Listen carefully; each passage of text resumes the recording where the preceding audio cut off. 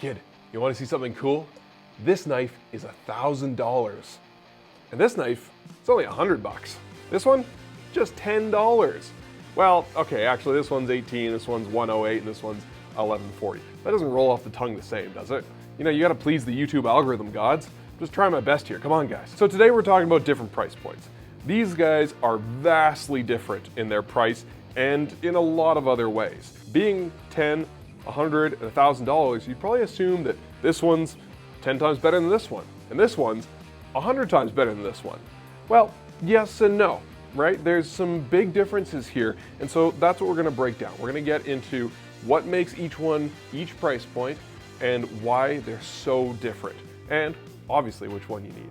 Now to the uninitiated, you might think, a knife is a knife is a knife, right? Well, yeah, a car is a car is a car. A computer is a computer is a computer. You have vastly differing levels of quality in all of these worlds. And so while all of them are gonna get you from point A to point B, we're talking more about the journey than the destination here. If you're shopping online and you haven't had a chance to handle any of these, think about it like video quality. If the video's in really low quality, like it was filmed on a potato phone, looks terrible, sounds terrible, it's just not a pleasure to watch, right? Bump that up a little bit, you know, some 720p, looks okay, we got some early YouTube kind of vibes, you know, not the best, not the worst, but then you go up to like full HD 4K. Looks crisp, sounds beautiful, you know, you want to spend your time watching TV that looks like that, you want to spend your time using a knife that feels like that.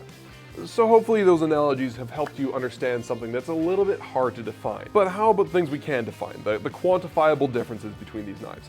Let's go into them. Materials, maker, and fit and finish. Those are the big differences. First, materials. With the Kuhn Rikon, we've got some good quality, cheap and cheerful Japanese steel. Something that's gonna keep an edge, it's not gonna rust, it's gonna be a little more durable than other Japanese steels. Next we have the Tojiro DP. This guy's made from VG10. It's a very famous knife steel designed specifically for making kitchen knives. So it really performs well in that environment. Again, not gonna rust just like the Kuhn Rikon, but it's a harder steel. It's gonna keep its edge longer. It's gonna be capable of taking a sharper edge. Speaking of sharper, we have some beautiful SG2 steel from Kurosaki-san here. SG2 is another very special knife steel, but it's a lot harder than the other two I just mentioned. So we're gonna get much longer edge retention, but a lot of the makers that use this steel love it because it can get so laser thin down at the edge. Because of that hardness, they can thin it out and it's gonna be able to maintain that geometry. So when you cut with this, it just feels like a dream. It feels like it's just cutting through air, even though you're cutting through a potato or tomato. It's gorgeous stuff. Now when it comes to maker, these three use vastly different techniques. The principles are all the same, but the way they get there is very different. Kuhn Rikon, they're gonna stamp this guy out a sheet of steel, probably bevel it down by machine, give it a nice coat of yellow paint or whatever your preferred color is, and then pop on a simple injection molded plastic handle. It's an affordable way to make a knife, it's a super effective way to make a knife. Is it the sexiest way? Maybe not. This guy is what we like to call machine forged at Knifewear. The forging work is done by machine, but the rest of the work is still done by hand. So they take a piece of sheet steel, you can actually see one behind me on the wall here, they punch out the blade, similar to Kuhn Rikon, but the rest of the work is done by hand. They weld it onto a tang, they apply a handle by hand, they do all the shaping and sanding and polishing and sharpening all by hand. So it's a very efficient way to make a blade. You take a lot of the cost and expense and variability out of the forging process, but there's still a lot of love and care and highly trained skill that goes into the rest of the knife. Now Kurosaki-san, he's why we really love Japanese kitchen knives. He is what you think of when you picture a handmade Japanese knife. Dude's a blacksmith, spends his day smashing steel with a hammer, doing it the old-fashioned way. They do use hammers nowadays that are a bit like a sewing machine. There's a foot pedal that you operate and the hammer comes down like this, but there's an immense amount of skill that's required to be able to do all of this by hand. So he forges out the blade traditionally, heating it up, smashing it with a hammer, heating it up, so on and so forth. He does the heat treatment himself. After he's forged the blade, he spends a lot of time finishing it by hand, cutting out the shape of the blade to make it super sexy and beautiful like this, beveling it, adding this unique hammer pattern and this etched signature into the blade. We've got this nice ironwood handle here, which is not an easy material to work with, but it really, really takes the knife above and beyond. In the case of the Kurosaki, you're also paying for a lot more material that he's using here and a much fancier material on the handle in the form of that ironwood. So remember that 4x4 Ferrari analogy I used earlier? Let's take these babies for a test drive. I've got a bunch of tomatoes and a bunch of potatoes. We use these for folks to test knives in our shops because they tell you two different things. The tomato is everybody's nemesis in the kitchen. A lot of people have resorted to using serrated knives for cutting them because that tough skin can be tough to get through if you don't have a good sharp knife. Potatoes, however, are dense, and so they're going to teach you a lot about the knife's geometry, how thin it is, and how much the knife does or doesn't wedge through the food. So let's start in the middle with this Tojiro DP. Give this guy a little slice and just get into it. Yeah, it's, what can I say, it's gorgeous. If you haven't used Japanese knives before, they just glide through the food. There's no real resistance. They tend to work better by sliding, but this Tojiro is fantastic. I used one of these when I was in culinary school, and it was a real joy to work with. I didn't have to worry about it too much. We'll go a step down to the Kuhn here. Now, obviously it's a smaller knife, I'm gonna have to saw more, but it feels great, you know? It's a little tougher to get nice, even slices, but it's a good knife. The big difference here is it's not gonna hold its edges long. So that really nice edge I'm feeling now, it's not gonna be the same in 4 or 6 months, and I'm probably gonna need to sharpen it. Now this is the moment I've been waiting for. I'm a big fan of Kurosaki-san's knives. I don't actually own one yet, and I'm afraid I might go home with one after using this guy. Oh yeah. Woo! What the hell, man? Yeah, these are they're so smooth. And like the initial edge, honestly, might not be a ton different than that Tojiro, but the way it just like glides through the tomato, between the weight of the knife and the thinness of that edge, oh, this thing is just like a demon. It's so sharp. It scares me a little bit to use just because of how sharp it is, even after having used Japanese knives for so long. And here's something I really like to look at is the finish on the food after I've cut it. Again, if you haven't used a Japanese kitchen knife, the first time you get to use one, pop a slice of tomato or carrot or whatever you just cut in your mouth, because a less sharp or more thick knife is going to wedge through the food a little more. Even with this tomato cut with the Kuhn Rikon, it's just a little bit rougher than the tomato cut with the Kurosaki. This is so smooth, and it feels smooth and glassy. When you pop a carrot in your mouth that you cut with a Japanese knife, it's a weird sensation at first because it's so much smoother than you're probably used to with carrot sticks. So those all passed the tomato test with flying colors.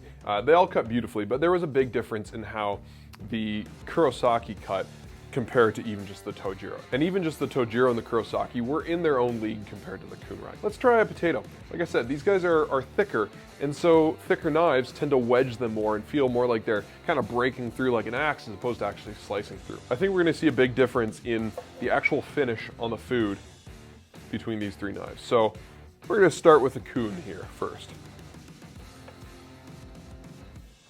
Now, I actually cut potatoes with this guy quite a bit. I like to use a small stainless knife when I make breakfast because it's just easy to take care of. You don't have to wash it right away. So that's pretty smooth.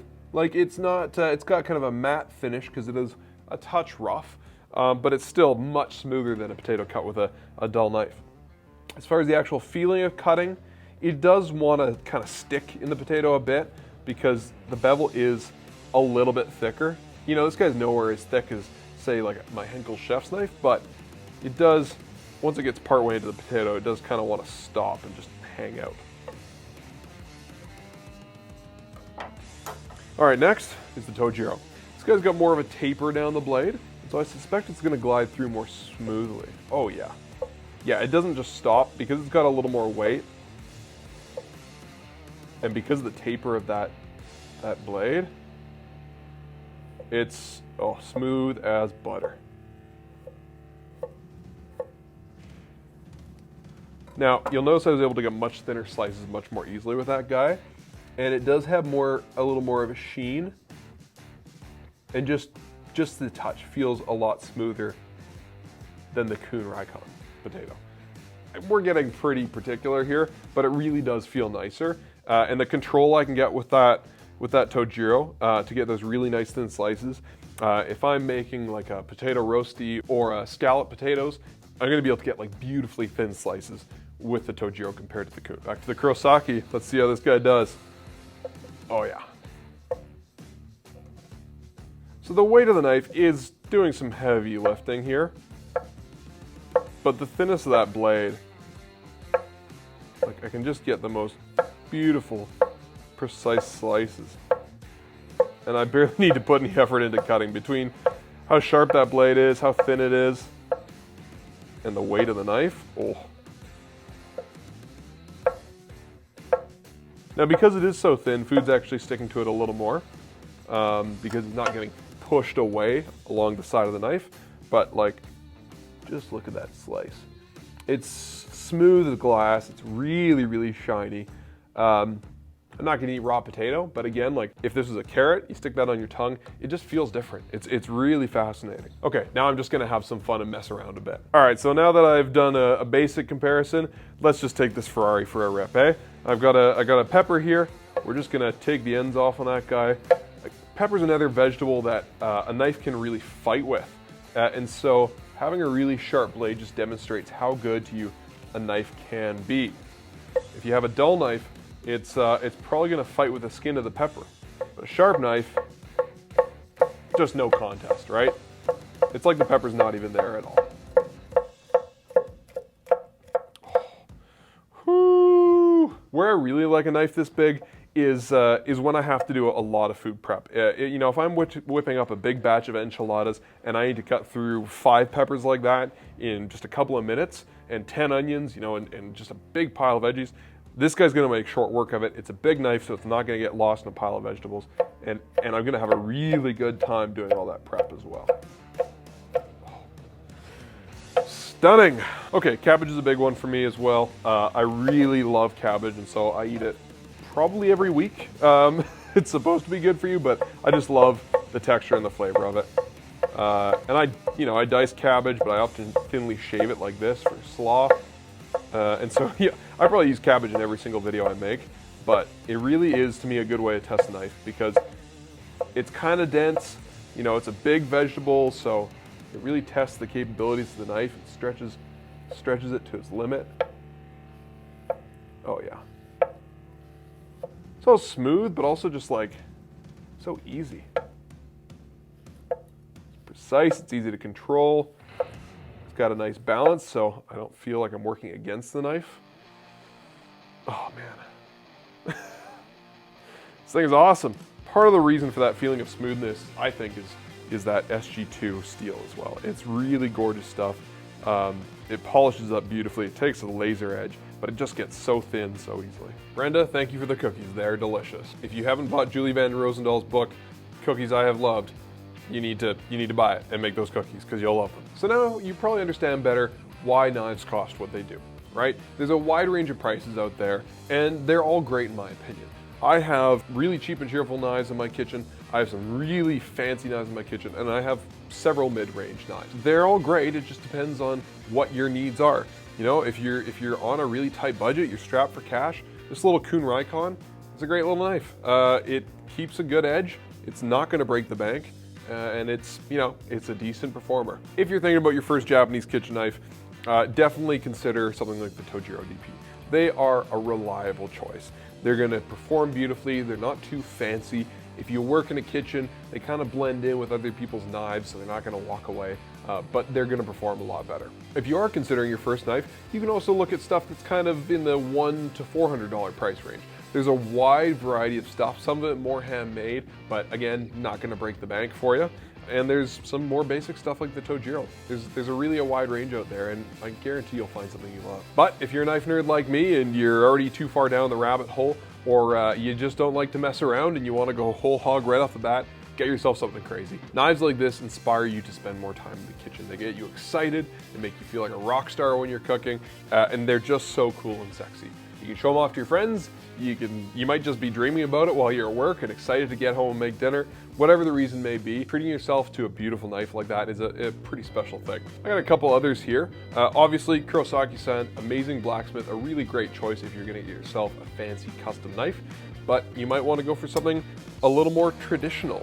This is a honyaki blade. The honyaki method is a very traditional way of making Japanese knives.